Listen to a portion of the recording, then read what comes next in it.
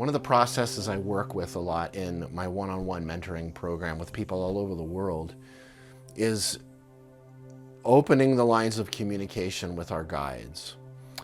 And this is something that I had so many interesting experiences with in my life, and I still have these sort of running jokes with them. It doesn't matter if you believe this or not. Just running jokes with how I never really clearly defined them. I've always been intrigued and a little puzzled by people who can't decide whether they're going to drink this or that or go to lunch or not go to lunch or whatever. They have to consult their guides first, kind of like almost like Clarence in It's a Wonderful Life talking to Joseph up there, you know. I'm a little puzzled by that. Like, why would you stop? I mean, I get the Clarence thing, but why would you stop partway to the eternal core of everything?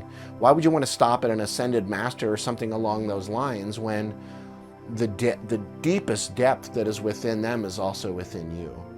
Well, anyway, let's just put it this way. Throughout my life, I've had a lot of incredible experiences with my guides. And for the longest time, honestly, for decades, I didn't know that's what was going on. So I'm going to kind of truncate this into a little short form, add a couple little side subjects into this as well.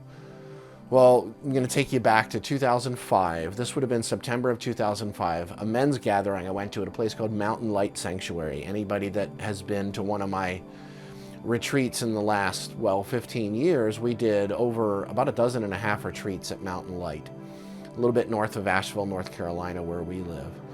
And this was a men's gathering put on by Dr. John Waterhouse, dear friend of mine, and John Gustafson, another dear friend of mine, both mentors, both amazing, truly incredible people and healers.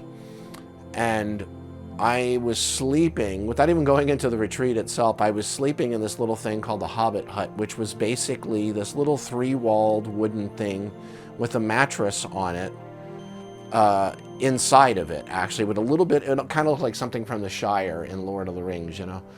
And it had a little bit of sort of a roof on it, and then just a little curtain that pushed back and forth in front. Well, what's fun about that is it ended up being, of course, it's not there anymore at Mountain Light. They took this out, I don't know, oh man, close to 10 years ago maybe. But it was right next to the fire pit, where the fire pit was then. And which meant I was up late at night and had conversations with people. I just figured, look, I'm not going to get any sleep anyway, so stayed out there till really late. I finally did get a little bit of sleep, got inside there. And after a while, I mean, I was pretty deep in sleep, I'm sure, I started feeling like a tickle on my face. And I remember waking up and thinking, is it a cobweb? Is something hanging? Is it a spider? Even more fun. So I remember turning my little flashlight on, looking around, and there I see nothing. And I kind of lay back again. I'm just on the edge of falling asleep again, and I feel it. And I start shining the light around in there again. I'm like, all right, there's nothing here. And at that point, I'm waving my arms, making sure nothing's hanging from anywhere. I'm like, this is weird. And then I was so tired, I ended up just falling back asleep. Well, next morning, I'm in the main Elf Haven Lodge there talking to Michael Lightweaver, one of my dearest friends for a decade and a half now. We're actually we're getting close to 20 years, 17 years. Michael's been a dear soul brother. And I told him I kept feeling this tickling on my face. And he was like, well, anything else? And I'm like, not really. And I was like, I figured it was, a spider or something. He's like, well, let me know what happens tonight, which I was like, what? Anyway, the next night, I got to sleep a little bit earlier, and I had fallen asleep, and I guess I was asleep for a while, I don't know how long, and I started feeling that tickling again. It was on my right cheek. And I remember opening my eyes, shining the light, there's nothing there. And then I felt like I just closed my eyes. I didn't even start falling back asleep again, and I feel it again, and I remember opening my eyes. And it's dark, and I remember shining the light, putting it down, and then for whatever reason, I pulled back the curtain on the Hobbit Hut. And I looked down, I was on a little bit of a rise, which is now full of a yoga deck and like a bamboo forest. Like down, and then it drops into this little lower area. And I saw, small, like short natives, native people, indigenous peoples. I'm reluctant to say Native American for lack of a better term, and they were walking between huts. They weren't teepees, they were like huts. and there was different fires going and rings of smoke around. And I remember kind of half sitting, laying there, looking at that for quite a while, closing my eyes, opening my eyes, still there. And after, it wasn't very long, maybe a minute, I just kind of laid back, and I didn't push the curtain back completely. And I remember just kind of letting my eyes close, and I look over, and just through that little crack of the curtain, and it's not there anymore. So I push the curtain back again, and I'm looking, and I'm like, well, this is interesting. I'm awake. I mean, as far as I'm aware, I wasn't dreaming, lucid dreaming, whatever. And I lay back again and start falling asleep. All of a sudden, I feel it again, and I open my eyes, no light, and it's basically like daylight. And there's a little indigenous boy, you know, to me looks 7, 8, 9 years old, a slightly younger indigenous girl right next to him, and then an older one, you know, who knows, you know, 13, 14 behind them with his arms crossed, just looking over, kind of looking over the situation. And the little native boy had a feather in his hand, and he started going like that, and he started giggling, and she had her hands over her mouth, and she was giggling too. That was an interesting experience for me. And I had no way to really explain that. So the next morning, I ended up falling back asleep.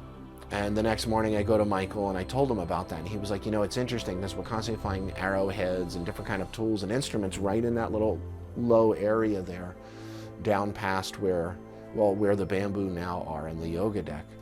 And he said he's had mediums tell him it was an organization or a society of Cherokee little people.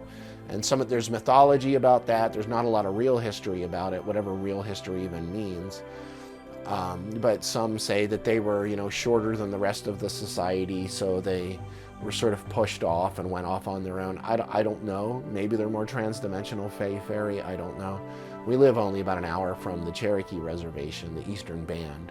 We go there quite often. Actually, Loretta, my wife, is Eastern Cherokee. Interesting experience that I had there, but now I'm going to flash forward several years into the future. And this would have been August of, I can't remember what year that was, but I was only about a month away from recording my Anana Living from the I Am CD program, my audio program. And it was interesting because for leading up to that moment, for like probably 3 or 4 years, I had been doing a lot of work for a while with Stuart Wilde, and Stewie and I were still connected on MySpace, if you remember that, before Facebook. And he kept saying, you know, Dale, you need Aya, you need Aya. And I'm like, well, you need it. You know, ayahuasca we're talking about here. I'm a guy who's never done drugs. I'm not interested in any of that kind of stuff. But I will say there's a huge difference between hallucinations and visions. And I have great honor for plant medicine, great honor, when handled with care, consciously. Well, a friend of mine, Naveen Wagner, who was Brazilian, Portuguese, came up to me and he was like, we're doing medicine ceremony, and I was told by my guides to come to you and invite you. And I'm like, well, what's the medicine? And he said, ayahuasca. I said, I'm there. And he said, at Santo Daime tradition from Brazil, his shaman was coming up, you know, his guy that he had been working with quite a bit, Paulo. Anyway, Loretta and I ended up in a house in North Asheville a little bit after this, a few weeks later. And the men and the women are separated, and there's this long table in the middle where the facilitators were sitting, and they had rattles and guitars, and they're singing these hymns. But the night before that, I got to spend a lot of time with Paulo, and we really connected over the Aramaic Jesus. He, of course, was Catholic, being from Brazil, from South America. And we had a really deep conversation. We were literally crying in each other's arms, incredible recognition, you know, deep reconnection that we had. And I told him, I'm so ready for this. I have zero hesitation. I had been saying to Loretta, my wife, for weeks in advance. I said, I don't know what's going to happen. I'm having visions and dreams, but I'm going to have some kind of death experience. I don't know what that means.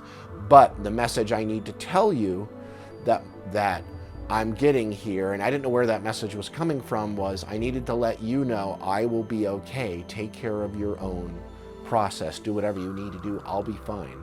I'm going to come through this just fine. She's like, okay, whatever. She didn't really, I don't think she really knew what the heck I was talking about, even though she knew I was talking about the medicine ceremony. Anyway, we're there that morning, and I walk over to Paulo in the group of men, and he's, watching everybody, watching him put their little bit in a Dixie cup, and then they drink it back. And I walk up to him, and I'm looking him straight in the eyes, and he pours that Dixie cup, and I went back like that, and I'm savoring it, but I'm looking in his eyes, and he just kind of very gently nods. And this was an interesting thing. He pulled another shot. I hadn't seen him do that before or after me. I don't know if he did or he didn't. I just didn't see it, if he had done it a second time for anybody else. And I went, put it back, and I'm still looking at him, savoring that interesting concoction as it's just trickling down, and I'm looking at him, and we're both just very gently nodding. And I go into my seat, which is a couple of rows away from where he is. And at some point, maybe 5 minutes in, all the men had gone through. And I remember looking over at him, and we're looking at each other really deeply in each other's eyes, Paulo and I, and we're just kind of like that. And maybe 15, 20 minutes tops, I'm literally sitting there and I'm going, Te Te Malkuta, Te Te Malkuta. That's thy kingdom come. We know it from the Lord's Prayer. Well, Te means come. Te Te means, it's kind of like saying not man, but a man's man. Like come forcefully, full on, come with abandon, like doubling how big of a deal this is. Like just come full on. But interestingly, Malkuta genders the feminine, meaning that it's a state of being and it's an experience. It's not a place that can be of any possible location. That would be a Malku in Aramaic, which would be a physical kingdom, dominion line in the sand. Okay, this is a kingdom that comes through you, as you, threaded through, within and outside of you, all around. So I have that sense, and I felt myself opening up. I could feel my energy body expanding. I remember taking in that breath and feeling as if all of my cells were just spreading out. And I remember looking across the room at Loretta, who was straight across from me next to her friend Lynn. And all of a sudden, I remember my eyes getting kind of wide, and I'm looking at Loretta, and I realize I am like rising in the room, and I'm looking down on top of myself, and I'm looking down on the room almost like a fisheye lens, or like an ultra wide angle lens where everything's bent into that. And then I remember looking at her, and she said my eyes got wide as saucers, and all of a sudden she said I went like that, and her words and everybody else's words was that I went into convulsions, spasms, seizures. I don't know whatever the word is. Anyway, I remember that happening. And, well, I don't remember the seizures. I just remember all of a sudden I'm launched into this time-space continuum, near-death tunnel. I don't know what the heck was going on. I'm running through trees in the jungle, and here I am sitting in a house. And I remember hearing Paulo, and his voice is trailing, and he's like, Dale, stand and walk with me, walk with me. It's like a freaking Timothy Leary record, or Hendrix or something, And I remember being able to stand up. He helped me up with a couple other people. I don't know if they were facilitators or just people that were there. And he said, we're going to the other room. And then all I remember is just I launched in again. Loretta said I dropped in his arms. And they basically kind of, the way she said it, drug me into the other room where, here's the thing, take care of your own process. My heart goes out to her because I was in the other room. She couldn't even see me. And they wouldn't let the women cohabitate or intermingle with the men. So she was terrified, regardless of the messages I was giving her weeks in advance, not knowing what was going to happen. And as soon as they lay me down on this, it was just like a sleeping bag with like a small pillow. I remember kind of being semi-aware, and then boom, as soon as my head hits, I'm back in this tunnel, and I'm running through the jungle. And all of a sudden, boom, there is the little native boy with the feather, the little indigenous boy, the girl laughing, and the one little bit older behind with his arms crossed, looking, kind of overlooking everything. And that little boy had the feather, and he went like that, and he tickled my right cheek. And the one behind, without talking, said this: we are your guides. we have been with you on this entire earth journey that you've been going through. And he was like, I want to show you how we've been with you. And they started going in reverse. And it was not like a full-on life review, but they were showing me out on the roads at, when I would travel, I say stuck on the road. I loved what I did, but my heart was broken not having my family, my wife with me, the kids. Sometimes I could take some of them. Just there wasn't enough money being made for me to be able to do that. And I'm all over the country, and it looks like a dream life, but I loved the work itself. Otherwise, I'm sitting in a hotel. Occasionally, I'd, make, a friend at whatever place I was speaking at, and he and I would go out and have dinner or something, and that's the amazingness of it. But they were showing me quite a few situations where cars and vehicles were coming at me on the road, and they were showing me almost like a spherical bending of time-space continuum to keep these from basically colliding into me. They were showing me how they were keeping me out of harm's way. And they started going a little further back. They were showing me when I would speak, and often when I would speak the Lord's Prayer, I go into this really deep place. And sometimes it's really there, and sometimes you'll even hear my voice drop. And they showed me how that's when they're behind me, all three of them, and the one who always is with me, put their hands on my shoulders. And they're basically connecting me into that even deeper source through them. There's my three primary guides.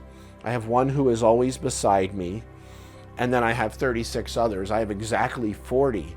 And it's an interesting thing for me. I'll get back to the life review, but it's interesting how people don't realize how many beings could be around you. And it's not for me. What are you protecting me from? Myself? If there is only one absolute being, then that means it's part of me. But we don't see all the depth of everything, and this is why it can be powerful to connect into deeper beings. And I have some Hathor's White Brotherhood in my legion, and some others that kind of come and go for a core of 40 exactly. But people don't think about the fact that, doing what I do, this Christocentric kind of work, which I always say the hardest thing about what I do is navigating people's ignorance. People within, especially the exoteric church community, that don't know that they don't know, but they think they know, and that's incredibly dangerous. They don't even have a clue where the Bible comes from. They don't know about the teachings, where they come from, including most people held up by the church, at least, as biblical experts. They don't have a clue. They only know what they were programmed with. And the better you can parrot that back out, that programming, the more you're held up as an expert. But trust me, the truth is not in the programming. There's a lot going on with a lot of sacred text that people that hold them up have zero clue about what's actually going on in there, where it came from, what it was influenced by, any of that, okay? Regardless of the good intentions, okay? So, that being said, they show me going back to my childhood. Lots of different things too. When my children were born, in my childhood, and I talk a bit in my book, I think, in Echoes of an Ancient Dream, I think I talk about how I would dance with light beings in the forest. I didn't know what was going on. I would sit there crisscross applesauce, Indian style, as we would call it, which basically it's lotus position. And I would sit there in those meditative positions deep and in prayer, and little did I know I'm meditating, I didn't know I was toning or any of those things. That's just what I was doing. But a lot of that stuff was shown to me by them. They also showed me how, as I was being repeatedly sexually assaulted as a 7, 8, 9-year-old by a close person around the family, I had no idea they were there. And they weren't stopping it, but they were making sure that my spirit was still being nourished, even though I was having an experience that, personally, to this day, I would rather not have had, but I, have realized that I don't know if I'd be doing what I'm doing if I hadn't gone through that, because those kinds of experiences, especially as a kid, literally re-script your brains, literally re-script your neurochemicals, literally re-script the matrix of your life. And the profound thing about that is your body then needs addictions. It seeks addictions. Thank God I never, did drugs or anything of that sort, because I would not be alive. I would be dead. But it really, reframes your life in ways that take decades to even get a handle on. And I don't know if you really do get a full handle on it. I've done bazillions of hours of breath work and all kinds of intensive healing with it. But I found it actually quite profound that they were even there then. So if you're interested in learning a little bit more about your guides, if you're interested in learning more about how to be in touch with them, how to be aware of these deeper energies, get a hold of me. Go to the mentoring page on my website, the mentorship page at daleallenhoffman.com. Here's the link. And reach out. I'd be very interested in working with you. I work with people worldwide, one-on-one through Zoom and other avenues of contact. And we dig into whatever it is you're seeking, and that's one of the many things we work with. If you can just learn to be open, be aware of the rise and fall of your breath, let go of your thoughts, the ideas like your thoughts change your life, but your thoughts aren't changing your life. Because all your thoughts are going to do is change how you frame the movie that you're watching in the theater that's not real in the first place. Those are all delusions of a separate mind that does not exist. Sri Aurobindo in The Life Divine called the ego a supra-rational enigma. And of course, Yogananda said to transfer our sense of identity from the pseudo-solar ego back to the inherent nature of our divinity and to become an ever-joyous witness of a stupendous cosmic drama. Because you're not the movie that you call your life. You're not even the film strip and the projector, and you're not the projector. You're the light in the projector, but there's no screen or movie, there's no film strip, there's no projector. There's only that light of eternity, and that's you. And what you are looking for is what is looking. I love and adore you so dearly. Reach out. I would love to help you. And pay attention. They're all around you. Whether you believe it or not, it doesn't matter. You can go through your whole life oblivious. I love you so much.